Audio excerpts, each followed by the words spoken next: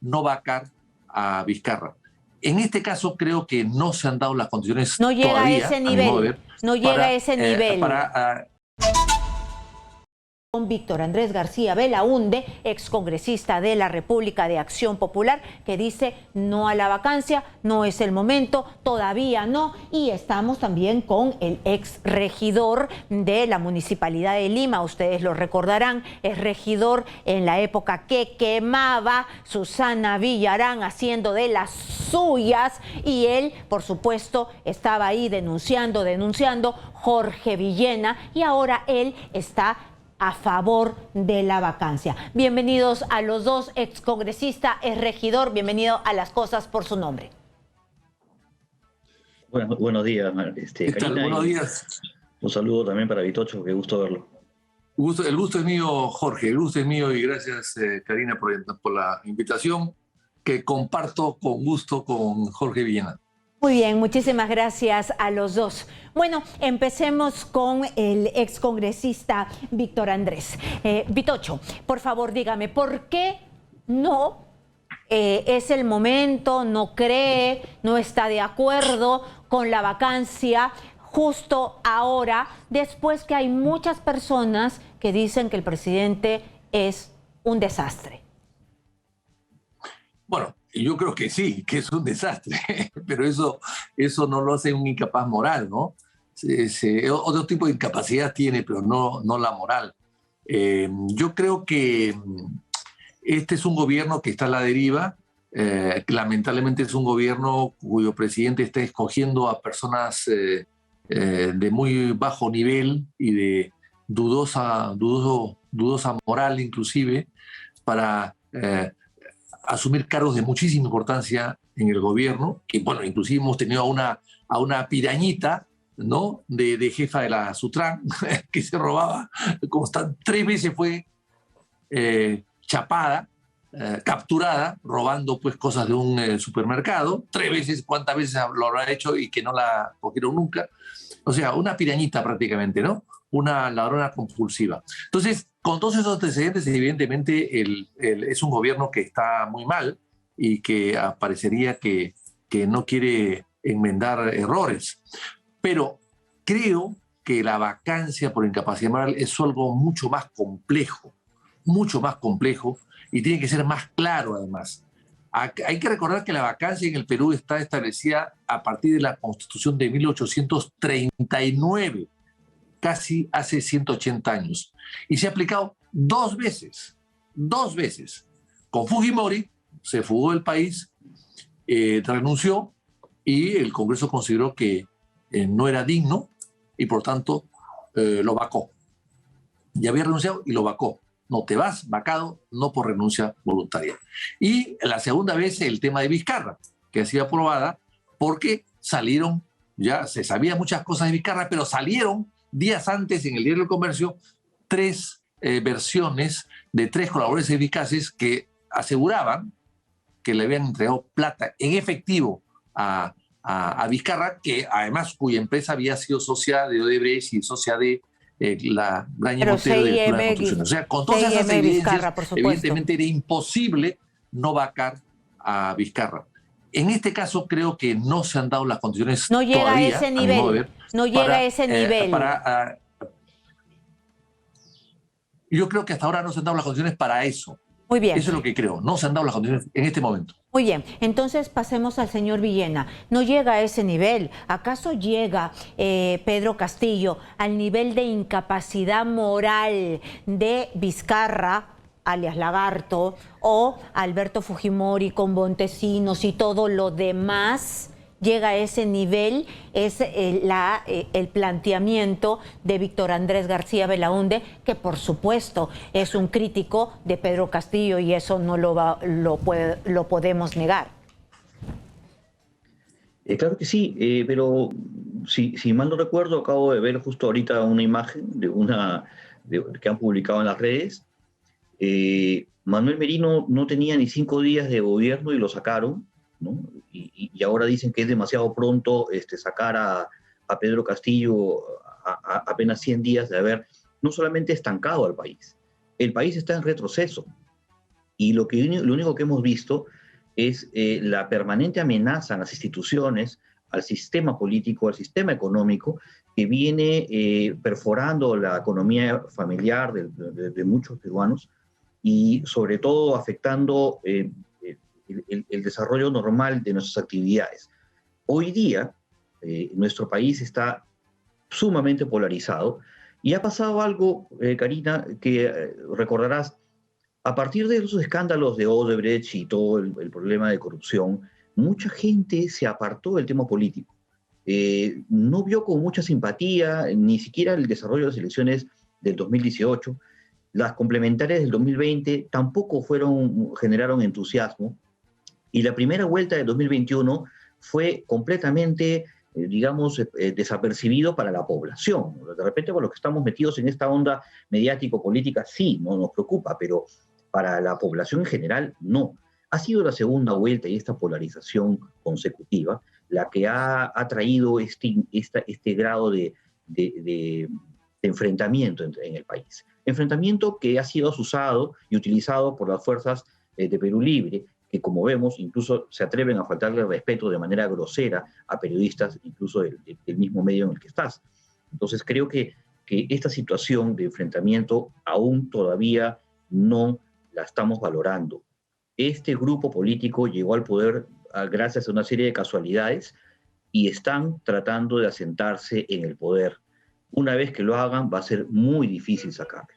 Si la oposición no sabe o no reconoce que todavía este grupo está intentando afianzarse para consolidar un proyecto revolucionario, bolivariano, chavista, entonces no está viendo y ni leyendo bien el panorama. Les hago recordar, la oposición cubana está en Miami, la oposición nicaragüense está presa, la oposición boliviana está presa, la oposición en Venezuela está en Colombia, en Perú, en Chile, en diferentes países perdidos por el mundo, si es que no está también en prisión. Ese es el futuro que le espera a la oposición democrática en nuestro país, si es que no asumen una posición patriótica y valiente y firme frente a esta gente que lo único que necesita es tiempo para consolidar su proyecto político de izquierda radical, porque aquí ellos jamás se disfrazaron de moderados ni han pretendido serlo.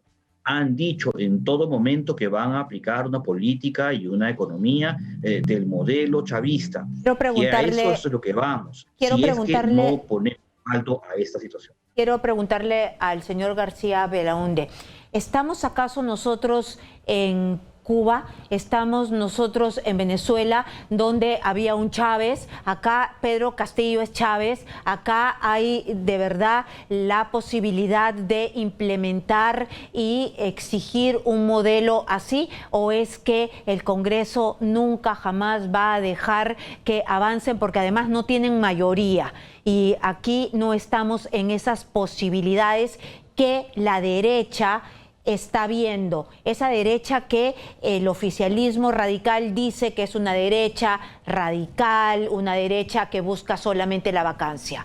Víctor Andrés. A ver, yo entiendo las razones de Jorge perfectamente bien y las comparto, todas el diagnóstico que le ha hecho, pero no llego más allá, ¿no es cierto? No llego más allá. Yo creo que el país está en retroceso, sí, probablemente, y más que, no sé, puede ser retroceso, por lo menos detenido sí está. Detenido sí está. Retroceso también probablemente, ¿no?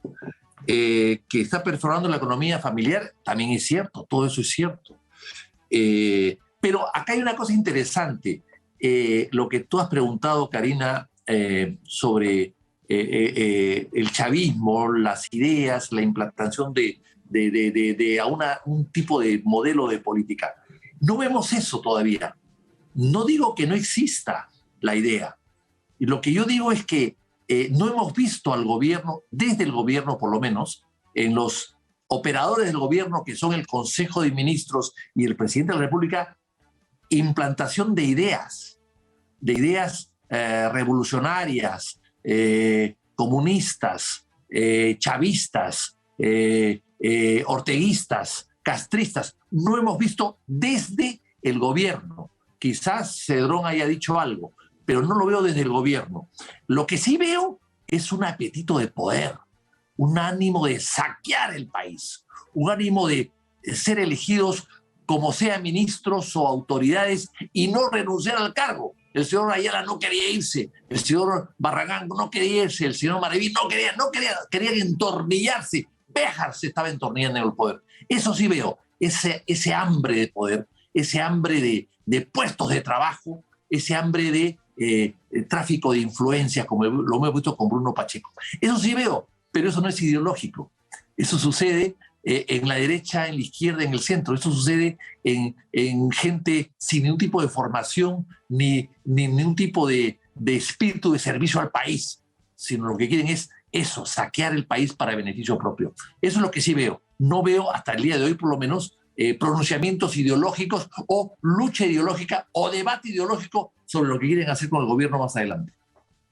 Señor Villena, eso del saqueo, la corrupción, lo que estamos viendo, corrupción pura, derecha, izquierda, centro, todos lo han hecho.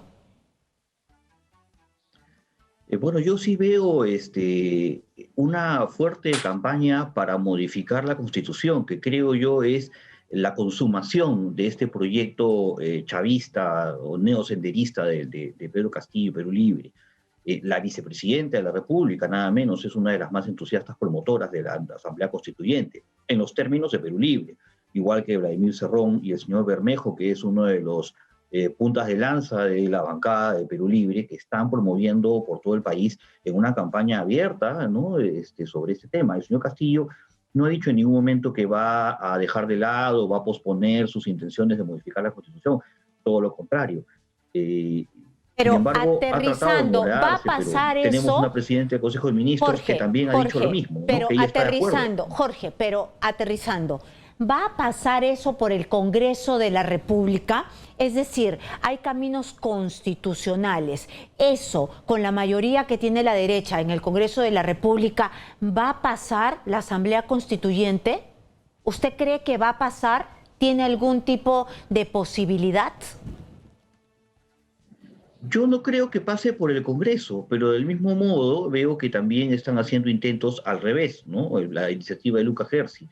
Lo que me temo es que haya instituciones como el Tribunal Constitucional que han sido capturados por la izquierda, y eso no es ningún secreto, no estoy diciendo nada nuevo, ¿no? Que podrían hacer interpretaciones antojadizas ante este tipo de vacíos o situaciones poco claras en la ley, que para muchos están claras, pero sin embargo aquí en el Perú pues lo evidente no es siempre lo evidente.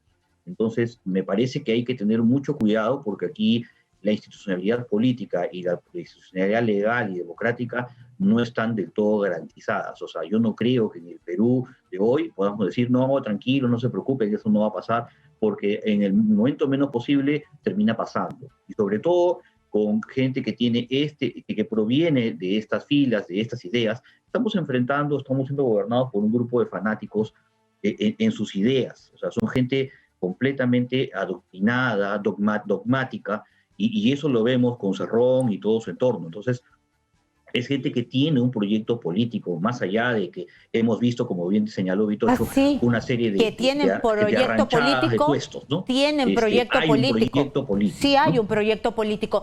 Por favor, yo les pido que me esperen un momento, porque de que tienen proyecto político, eso es irrefutable. Para regresar y preguntarles de que, así como que te acabo de decir, Jorge, aterricemos si es que pasa o no pasa la Asamblea Constituyente. A mí particularmente me da la impresión que no va a pasar. Quiero preguntarle a Víctor Andrés García Belaúnde si a él le pareciera que pasa o no pasa la Asamblea Constituyente por el Congreso de la República con los votos democráticamente, con los congresistas elegidos, y si pasa o no pasa el tema de la vacancia, ¿no? Nos habíamos quedado en que yo le preguntaba a Víctor Andrés García Belaúnde si él cree que está tan intoxicado el Tribunal Constitucional que podría en realidad cambiar las reglas y que ya no pase el tema de esto del recojo de firmas para una Asamblea Constituyente por el Congreso de la República. ¿Eso se podría dar?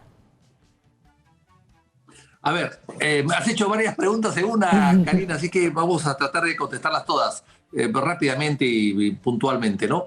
En primer lugar, sí, lo que dice Jorge tiene razón, hay un pedido de algunos sectores del gobierno, del partido de gobierno, de una asamblea constituyente, pero eso no va a pasar. No va a pasar porque el Congreso tiene que pasar por el Congreso no tiene mayoría para eso, en primer lugar. En segundo lugar, el propio gobierno, están ya algunos que piensan que no es necesario, que no es prioritario, como el ministro de Economía, algunos ministros han declarado que no es un tema prioritario, parecería que no es para unos sino para otros, y el gobierno está dividido. Y finalmente, lo que tenemos que hacer el resto que no creemos en una asamblea constituyente, porque además las asambleas constituyentes se han hecho para establecer regímenes especiales de muchos gobiernos. Leguía lo hizo, Sánchez Cerro lo hizo el gobierno militar antes de irse, el 78, 79, lo hizo Fujimori, y lo que pretendieron es cambiar la Constitución para buscar una reelección básicamente, y cambiar algunas condiciones de índole político más que económico. Entonces yo creo que la Asamblea Constituyente no creo que pueda proceder, porque la idea probablemente sea buscar una reelección y quedarse. Eso es cierto. Pero hay alternativas. Por ejemplo, Paniagua informó una comisión que estudió bases para una reforma de la Constitución, que ahí está todavía vigente, a pesar que han pasado 20 años ya. Bueno, la Constitución tal como está hay que reformarla. En eso estamos, creo que todos de acuerdo. No a una asamblea nueva, no a una Constitución nueva, porque el Perú ya ha tenido más de 12. Pero sí, la actual hay que darle algunos retoques fundamentales en base a las bases que se hizo en época de Paniagua, o la otra cosa que planteaba Belaúnde antes de su fallecimiento es volver a la Constitución del año 79, volver a ella con las reformas que haya que hacer. Entonces, algo hay que hacer, y veo que nadie está haciendo nada. Unos la piden y otros se oponen. Bueno, yo creo que hay que buscar una vía intermedia. Y finalmente, en el tema del TC. El TC está cada día peor. Hace pocos días han anunciado una sentencia que no se publica todavía, diciendo que anulan la cuarta legislatura del Congreso y que además anulan 3 reformas constitucionales. Una de ellas es el juicio de residencia, por el cual el señor Sagasti no puede viajar del Perú antes de un año de haber acabado sus funciones. El juicio de residencia que existe desde la colonia. Desde la colonia. Hay que recordar que el Museo Bolivariano es una casona que construyeron los virreyes porque ahí esperaban su juicio de residencia cuando terminaran sus funciones. O sea, estamos hablando de 200 y pico años atrás. Ya existía en el Perú. Y sin embargo, el Tribunal Constitucional ha anulado esta reforma, y diciendo ¿qué cosa? Que no ha habido mucho debate. O sea, ¿de cuándo que el Tribunal Constitucional tiene que evaluar si ha habido mucho o poco debate en el Congreso? Entonces, ¿qué? Regresará pues al Congreso, debatirán un día, 2 días más y la volverán a aprobar. O sea, ¿qué cosa está haciendo el Tribunal Constitucional? O sea, porque ellos califican si ha habido mucho o poco debate. Y de acuerdo a eso, la ley es buena o es mala de reforma de la Constitución. No pues, eso me parece que es una burla. Muy bien, yo quiero terminar con esta pregunta para los dos. Jorge Villena, por favor. Ya está claro de que tú quieres la vacancia, has estado involucrado en los movimientos para la vacancia, pero en el Congreso de la República... Y millones de peruanos.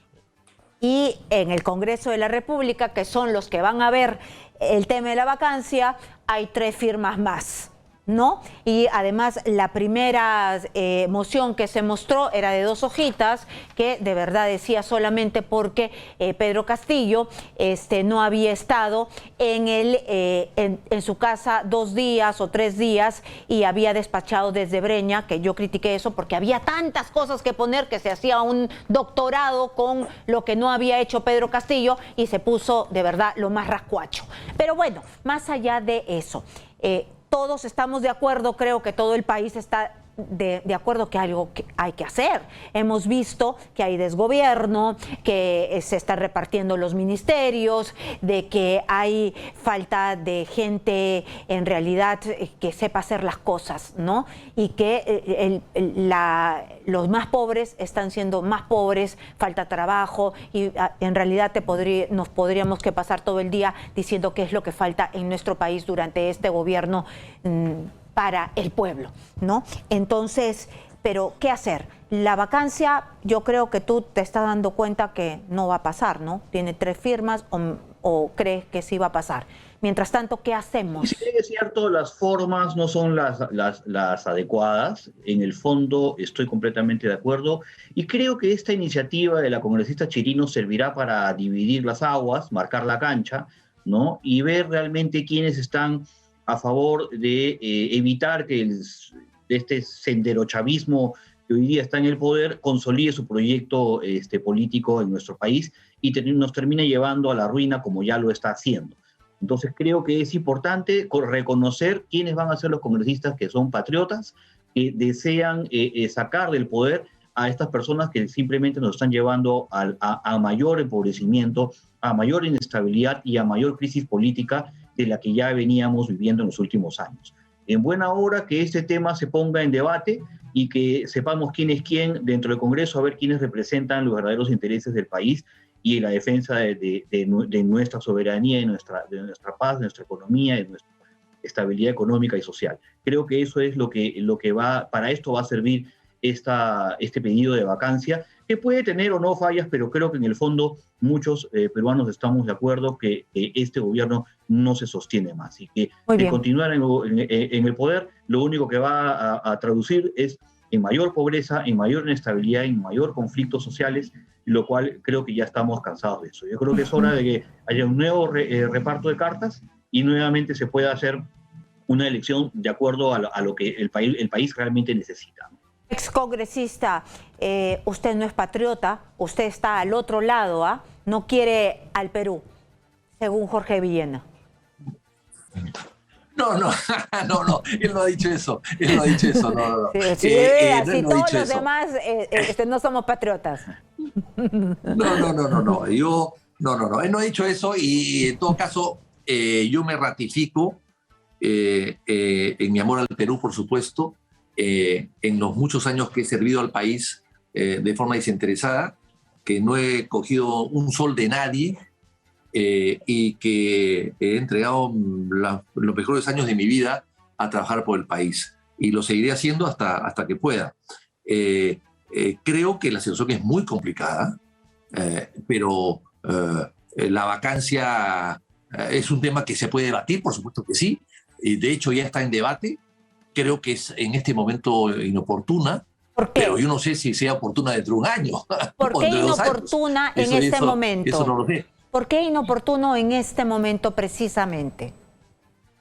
Porque no, primero porque los errores que ha cometido el gobierno no son producto o el reflejo de una incapacidad moral, sino de una capacidad operativa o administrativa o política en todo caso, no moral, ¿no? Entonces hay que pegarnos a la Constitución, que habla de incapacidad moral, o sea, inconducta personal, o sea, la falta de valores, el borracho, el pedófilo, el ladrón, el coimero, el cutrero, ese tipo de cosas, ¿no? A eso se refiere, en primer lugar. En segundo lugar, con 100 días de gobierno se han hecho muchas cosas malas, pero siempre hay la esperanza que se ilumine el profesor y que tenga un gabinete de lujo, ¿no? Porque la ignorancia no te nubla la mente ni te hace pensar necesariamente mal o bien en determinado momento. De repente se ilumina y ya llama pues a un prohombre de primer ministro